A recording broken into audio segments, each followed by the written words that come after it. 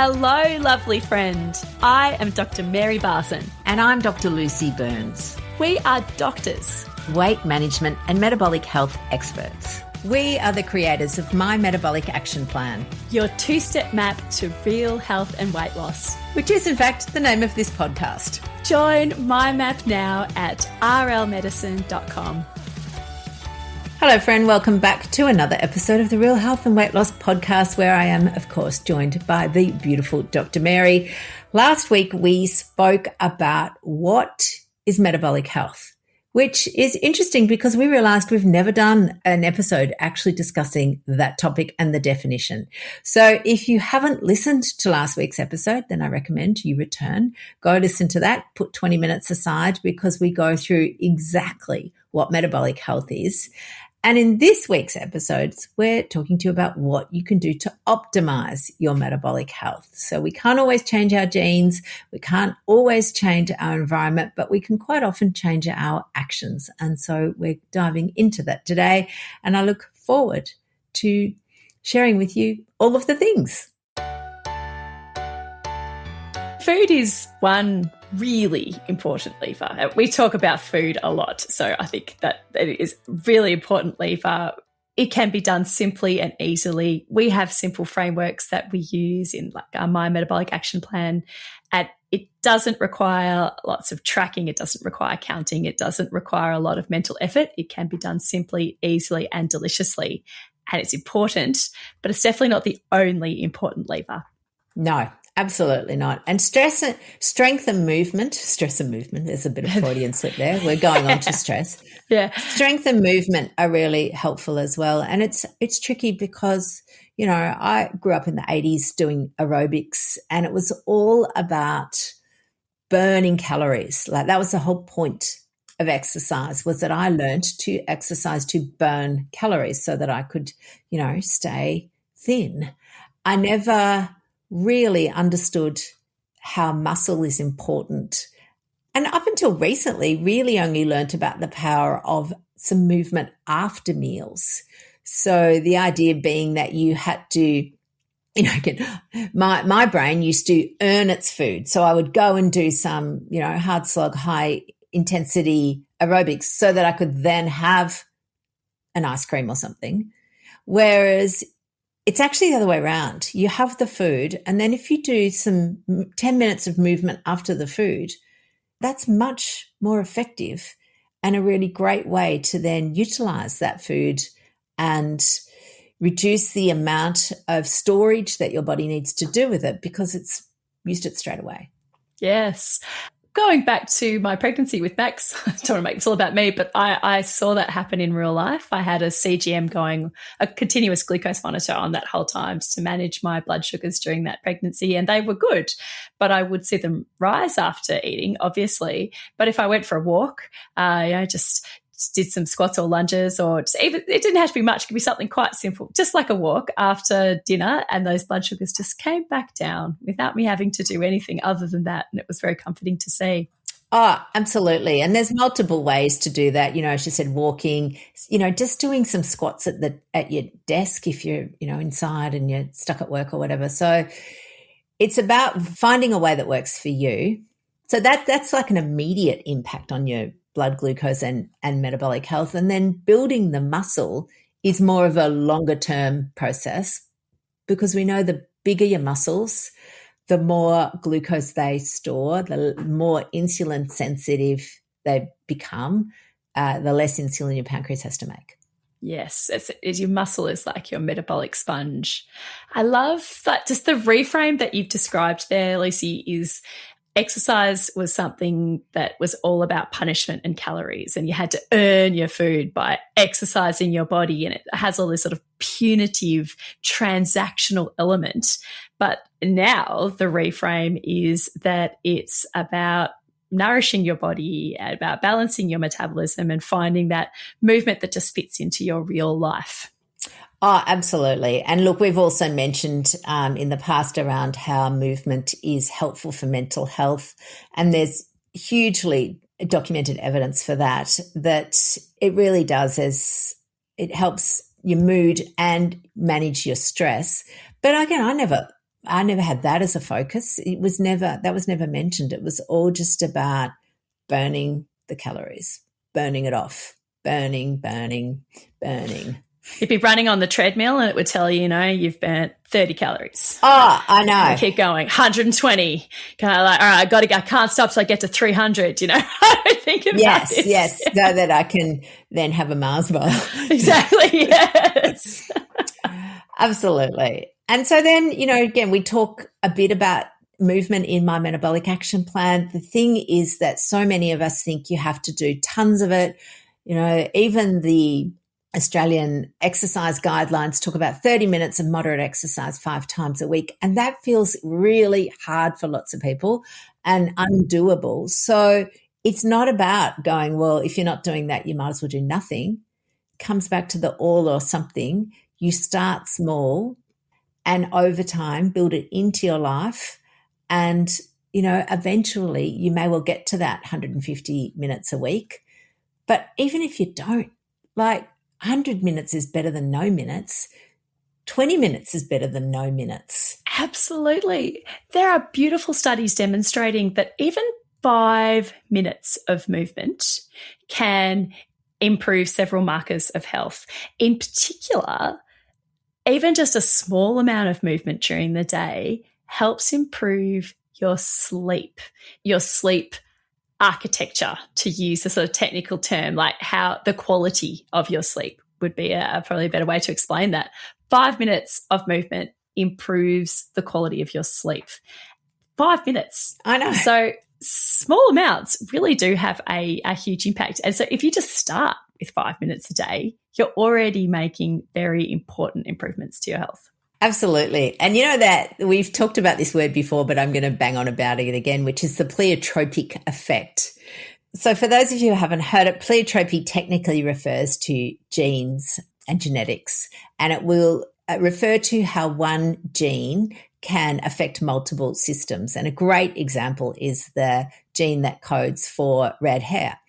And the majority of people with red hair also have pale skin, so it's hair and skin. And many of them have blue eyes. So it's hair, skin, and blue eyes. And then the fourth little bit of it, which blows my mind, is that people with that particular gene also have a lower pain threshold and so often need higher doses of anesthetics. So the dentist, for example, again, calling out all dentists out there, you probably know this, that your patients with red hair and blue eyes will often need more local anesthetic if they're having any dental work. And I think, wow, how amazing is that? So that's pleiotropy in genetics, but we can apply it to lifestyle, where one lifestyle action affects multiple systems, because at the end of the day, it often all comes back to affecting your insulin. And if we can manage that, then everything else falls into place. Yes, these are levers that move many, many parts of our health. And so again, sleep. You mentioned sleep. If we move 5 minutes a day, we can improve our sleep. And we know that people who have reduced sleep have increased insulin resistance. There's a direct correlation between hours and quality of sleep and likelihood of insulin resistance. And so for us, again, we go, well, the problem in our modern world is that lots of people aren't even in bed long enough to get enough sleep. So it doesn't matter how great your sleep hygiene is, if you're not in bed for 8 hours, give or take, then you cannot get that amount of sleep.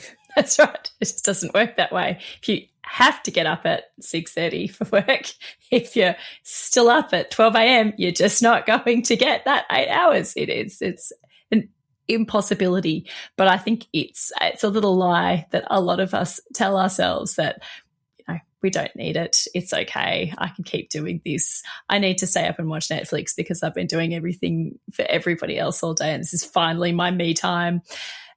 But not getting enough sleep and not getting enough quality of sleep has the opposite of a pleiotropic effect. It adversely affects every aspect of our health. It increases that insulin resistance. It also increases inflammation. It also increases our cravings, particularly the cravings for high carbohydrate or highly processed foods. It makes us more impulsive, less able to sort of follow through on healthful decisions. It can just sort of knock like the wind out of everything. It can sabotage the entire thing. So sleep is a really important lever. And just going to bed on time, just going to bed at least 8 hours before you have to get up is one of the most powerful things you could do for your metabolic health. Absolutely. I remember people used to say, I wish I had more hours in the day. And I'd say, God, I wish I had more hours in the night, because I was constantly stealing from my night sleep to do more things during the day.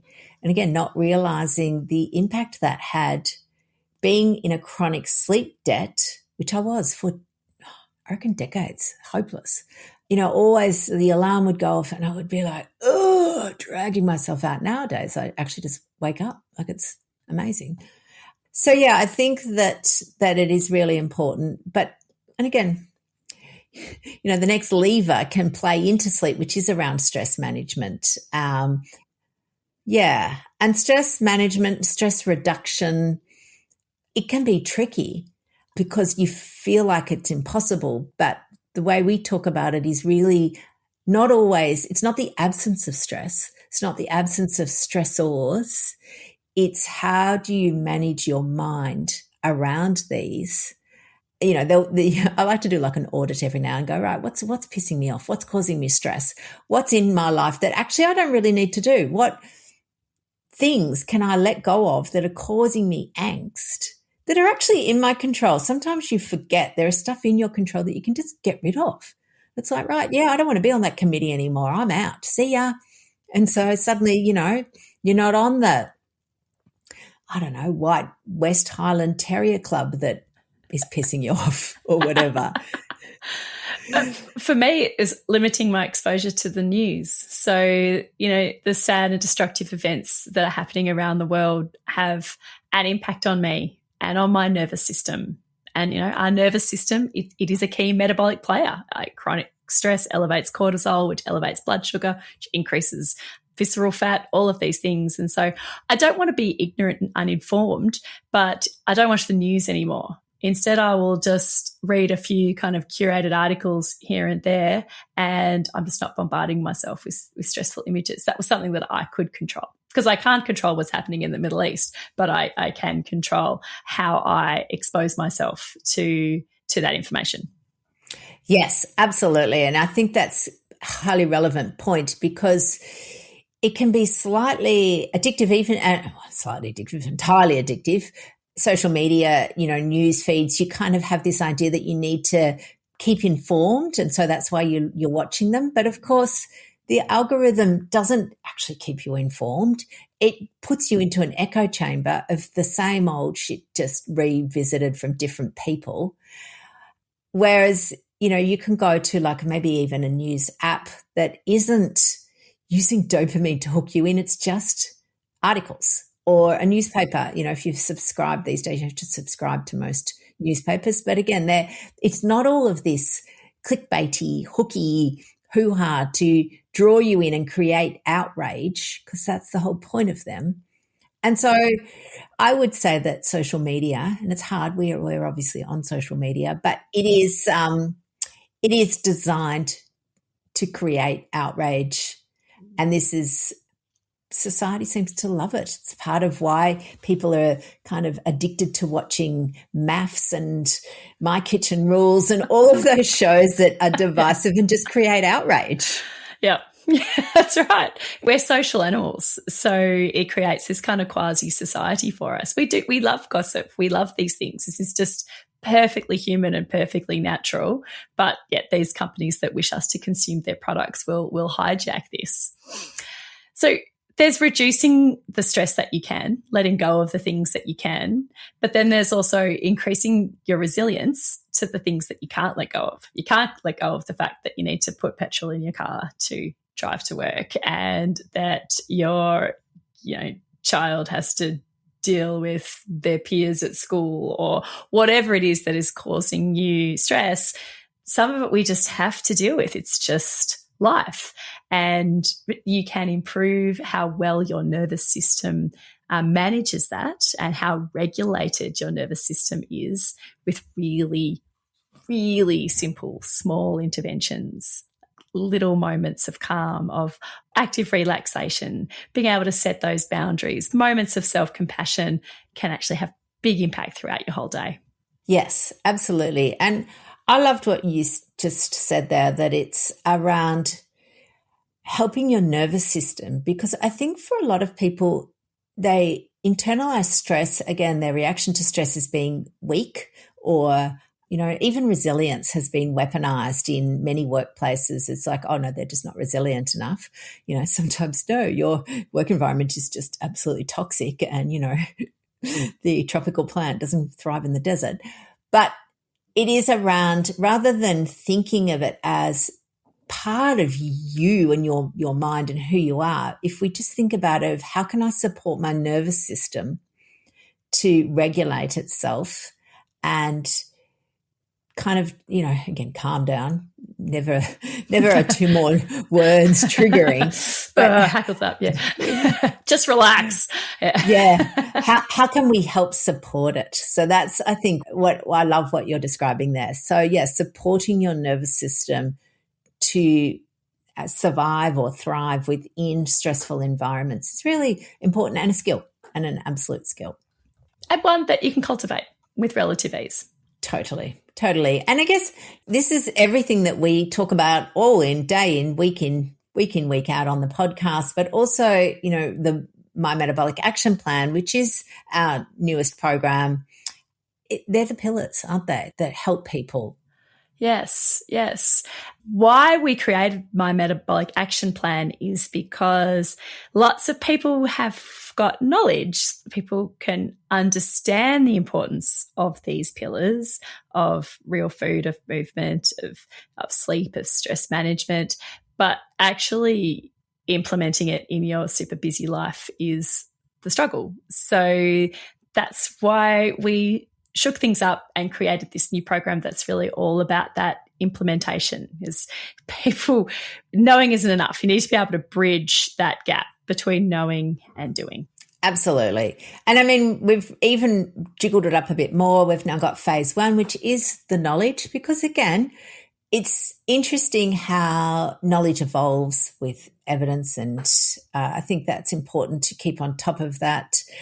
And so without the knowledge, then you're going in the right direction, the wrong direction. Wrong direction, yeah. Yeah. You could be implementing the wrong things, which would not be helpful. No. So, yeah, you've got the wrong knowledge, you go in the wrong direction. So if you think about it like a car, you need the right map, and then you need to turn the car on.